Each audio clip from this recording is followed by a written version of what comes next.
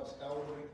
As I was telling Brother Jacob, you know, we'll have to first stay off ladders as much. I'm like Brother Rick, I think I'm getting a little older and, you know, I'm not getting the way to climb much. Sister Karen, don't look at me. I was working on a little old, well, not a little old building, 26 by 36, Brother Rick. 14-foot tall, and the ladder fell out from under me, and I fell on my shoulder, and I can't hardly lift my arm now.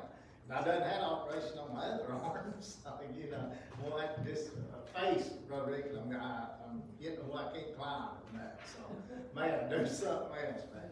Tonight, what we're going to sort of talk about, I ain't going to keep you long, or I say it every time, but what we're going to sort of talk about is whose report are we going to believe? You know, Brother Rick, sometimes, you know, when situations gets a little rough and we come up for prayer and stuff, you know, the Lord tells us what He's going to do for us.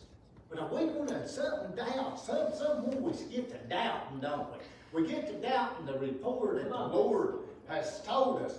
It says, as I wrote down, sometimes do you feel something is not quite right in your body? Do you ever feel like sometimes there's something that's not going on just exactly the way you say? And you wait a little while, or maybe sometimes even a long time, you think, oh, you know, Lord, this is going to get better. But you know, what if it don't? But eventually, you end up going to the doctor. So he wants to run some tests on you. You get some lab work done, and he says he will call you later. And then you wait anxiously, and you start to pray. Have you ever been like that, Brother Rick? Have you ever just sat and waited, then you say, Lord, I know you're going to work this out. You're going to work it out, Lord. You know, I've been in the same situations. I know, Lord, you're going to work this out. You tell yourself not to worry. Self, don't worry. As I've said before, I've talked to myself a lot of times, and as I say, myself's the one that gets me in a lot of trouble because I end up giving myself anxiety. I end up giving myself blood pressure because I talk to myself too much. It says when you share how you're feeling, even with your spouse or even with your closest friends or your relatives, you share the way you're feeling. Then you get a call. The doctor calls to come in. No discussion on the phone at this time. You think that all this is going through your mind, Brother Jacob. Wonder what he's going to tell me. Wonder what's wrong with me. Wonder what he thinks is wrong with me. Now, whose report do we believe, Brother Rick? When we go up for prayer and stuff, whose report do we believe? Sometimes that enemy gets to working on our mind, don't he? I've heard Brother Jacob testifying about Sylvia. You know, sometimes, you know, even we don't want to, but our natural eye sometimes, Brother Jacob, that sees things, I just think, man, Lord, are you going to move? Are you going to move? Things get worse. Are you going to move, Lord, like you say? And then, so this is a serious business, and serious business requires what? Face-to-face visits and a discussion. And you expect what? A bad report. Lord, if he calls me in, I know it's going to be bad. Lord, there's something has to be wrong. So what do you do when you get that bad report? Do we do this? You start reading scriptures every day. And it's amazing how you just start believing God for the healing. Even when you don't feel like it, you do it anyway. You know, you'll heard me testify a lot of times about when I was going through anxiety or a depression, Brother Jimmy.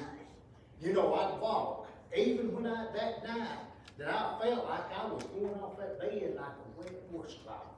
I could feel myself, Sister Hannah, going off the edge of that bed. I thought, oh, Lord, I'm fixing to go to the hospital. And I thought, man, everything's going on with it. But you know, I called for Brother Danny and Sister Jana. And Jana, she prophesied to me that night, said, this will not destroy you. But whose report was I believing? At that time, whose report was I believing? I thought, Lord, this is it. I walked, Brother Rick, I prayed. I guess I prayed more than anything. I thought I was going to end up killing myself because I was in so much torment. But you know, the Lord, one night I fell asleep, and the Lord told me, Brother Rick, he said, you will be delivered. It wasn't the end that night that he told me. It wasn't the end of it. I went through this thing, the worst of it, for about a year. But you know, Sister Karen, every time I'd fall asleep, or every time they'd come upon me, I'd remember what the Lord told me.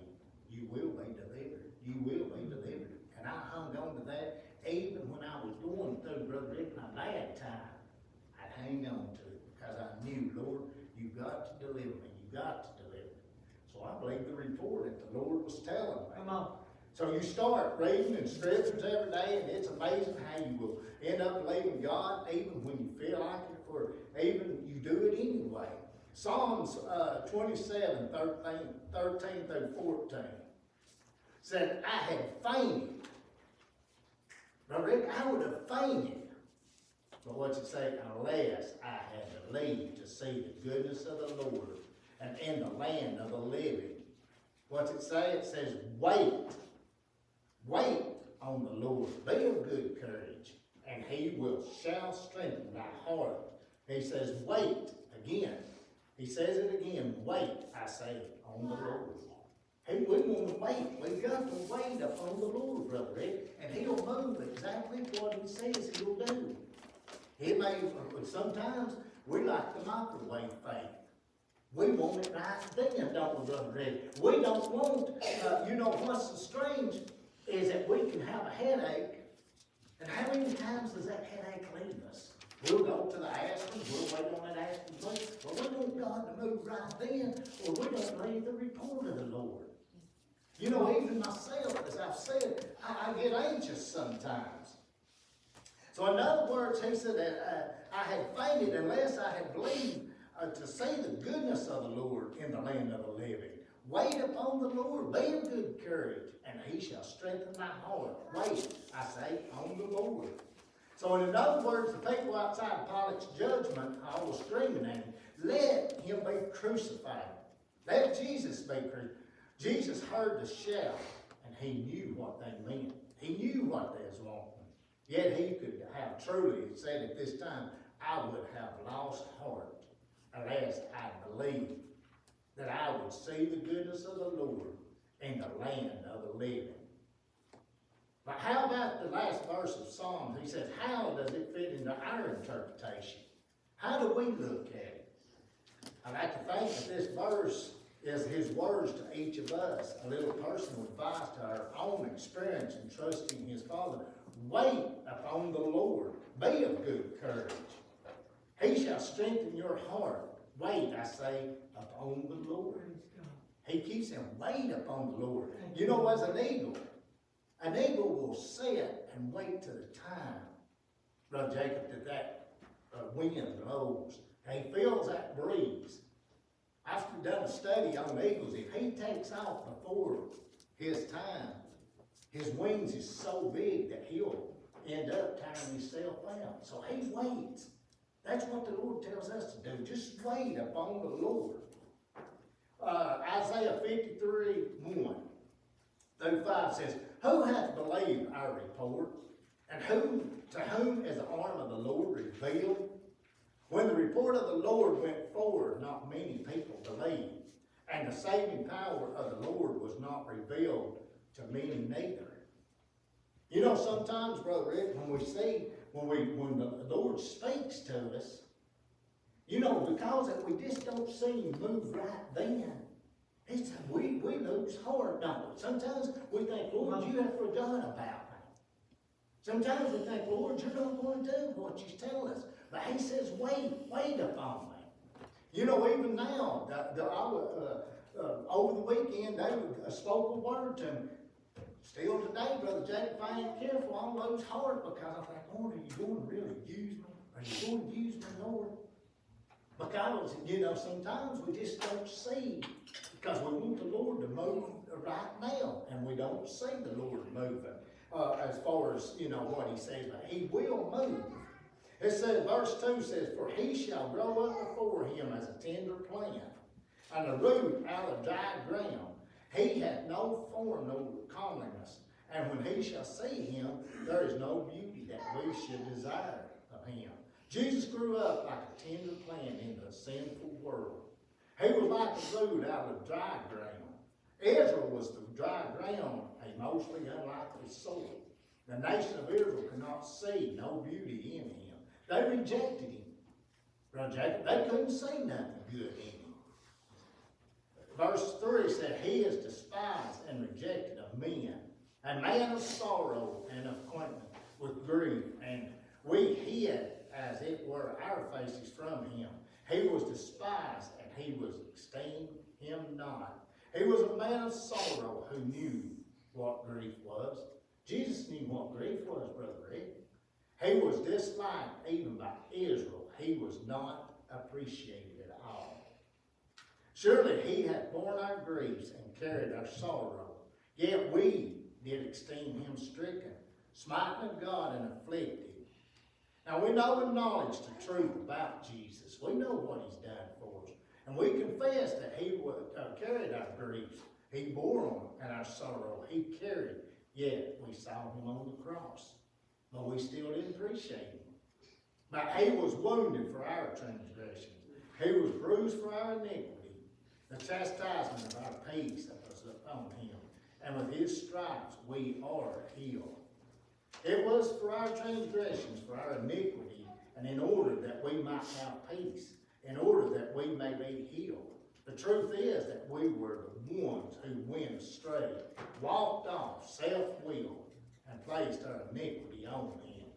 It was us, Brother Rick, that done. Matthew 8, 5 through 10 and 13 said, when Jesus was entered into Capernaum, there came to him a certain beseeching him. The centurion was a Roman military officer in charge of about 100 men at this time and was stationed in Capernaum. And saying, Lord, my servant lieth at home sick of a palsy, grievously tormented. So the centurion came to Jesus to seek healing for his servant who had been suffering a violent and painful paralysis. So this was unusual display of compassion. Most officials would not even show concern for his servant. Most time, Brother, they ain't even concerned about you. And Jesus said it to him, I will come and heal him. And now the centurion showed the reality and depth of his faith. The centurion answered and said, Lord, I am not worthy. I'm not worthy that thou shouldest come under my roof, but speak the word only, and thy servant shall be healed. This centurion believed, Brother Rick, all he had to do was speak the word. Whose report did he believe? Whose report did the centurion believe? Who did he say? He said, it isn't necessary because you can easily heal him by saying the word. He didn't even have to go to my house. You don't even have to come. But today, Brother Jacob, we can't believe it. When the Lord speaks to us, sometimes we don't believe it. Sometimes, when we see that we're not getting healed, but when the Lord speaks, He is going to heal us. He said, for I am a man under authority, having soldiers under me. And I say to this man, go, and he goeth. And to another, come, and he cometh. And to my servant, do this, and he doeth that. I know about authority. I know, Lord, that you can just speak the word. I take orders from my superiors, and I give orders to those under me. My commandments are obeyed. So how much more would your words have power over my servant that is healed? Lord, when you speak, how much more? When Jesus heard it, he marveled and said unto them that followed, verily I say unto you, I have not found so great faith, no, not in Israel. And Jesus said unto the centurion, go thy way, and as thou hast believed, so be it done unto thee. And his servant was healed in the selfsame hour. You know why, Brother Rick? Because he believed the report of the Lord. Yeah.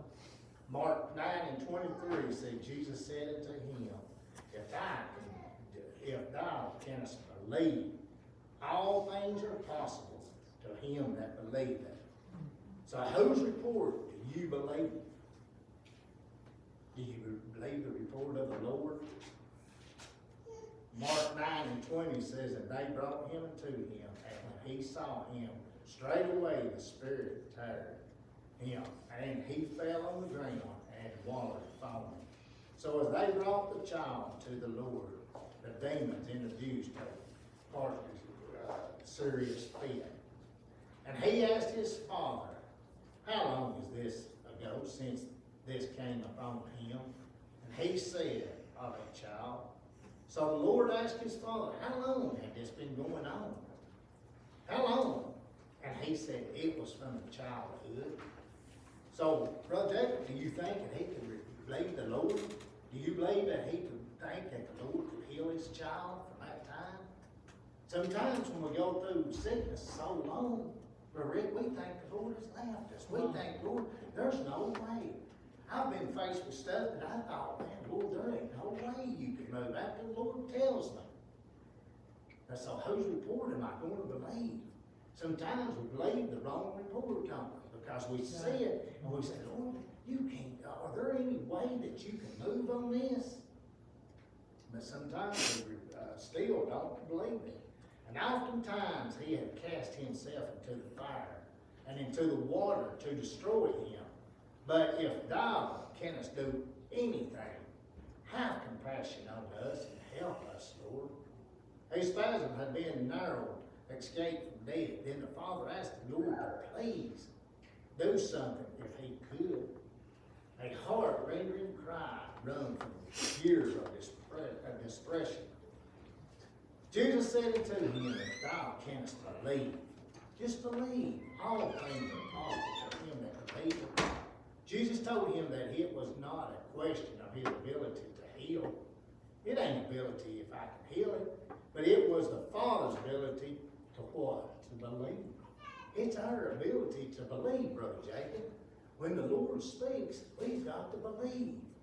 Sometimes, as I say, just like Sister Cindy, sometimes she's been going through so much, her faith and all that, and sometimes your faith gets weak. Sometimes you think, Lord, are you going to move? You've heard people, even Brother Rick said, preach Sunday morning, a new day. But sometimes we get set in our mind, and we've got to live it. We've got to, Lord, this is just what I've got to accept. But we don't have to accept it. As I've said before, even the Bible tells us that some people believes that the mountain is going to be moved. But that ain't what he tells us. He tells us to speak to it, Brother Red. Yeah, that's what he gives us a tongue for. You know, so many, I heard a preacher one time say, you know, what's strange, Brother Red? We all have faith. If it's good or if it's bad, it's faith. If you say, I'm going to have a headache, that's faith. You're going to have it because you're speaking it. Or you can say, I'm going to be healed. Either way you want to speak, both of them's faith. Hey, I'm going to mash my finger. I'm going to fall. That's faith, ain't it, Brother Rick? We fall. But you know, that ain't what the Lord says. The Lord wants us to have good faith. Lord, you want to see me through this thing. You want to help me. You want to heal me.